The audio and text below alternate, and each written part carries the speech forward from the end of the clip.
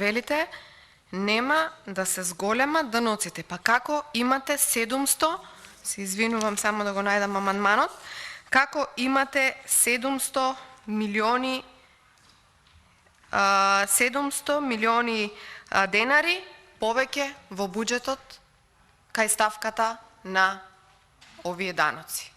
Од друга страна, кажувате 4 месеци имаме дебата. Со кој дебатирате вие?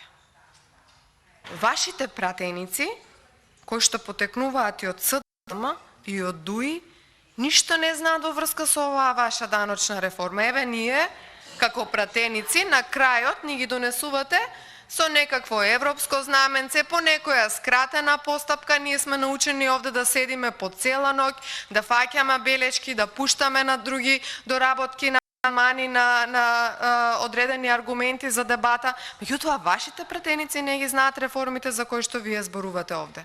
И велите нема да има поголемо оданочување, тука ние во буџетот гледаме повеќе пари. И тоа многу повеќе пари. Како ви очекувате дека ќе соберете толку многу пари без поголеми даноци од вака сироманиот народ?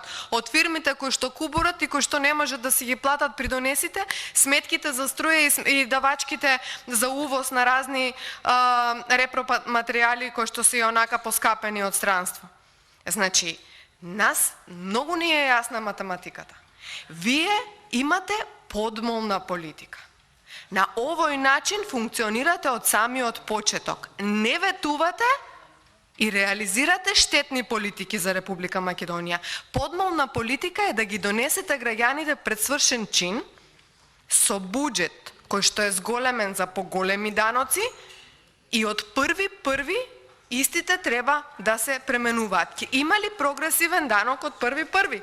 Ако буџетот го донесувате со поголема приходна страна кај даноците, тоа значи дека вие од некакви даноци ќе земете повеќе пари. Сигурно нема да увезете повеќе народ во Република Македонија и во исто време ќе ги вработите од раѓање, како што гледам дека ги штанцате дипломите за правен факултет, пошто ова ви е веќе познато. Сигурно овака нема да направите за да соберете повеќе приходи на приходната страна на личен доход или на данок на додадена вредност или кај планирате да ги земете овие пари. Значи, мислам дека вие и сами со себе не сте на чисто. Мислам дека голем е притисокот помеѓу чеканот и наковалната, односно поради темата сиромаштија на граѓаните, а и страшниот притисок кој што го имате поради неспособноста да управувате со власта, поради тоа што имате огромни пари за плаќање, треба да извадете од некаде повеќе пари и да прикажете на овој лист хартија што се вели дека е буџет, дека вие ќе реализирате нешто во наредната 2023 година. За жал морам да констатирам дека сето ова е една голема лага.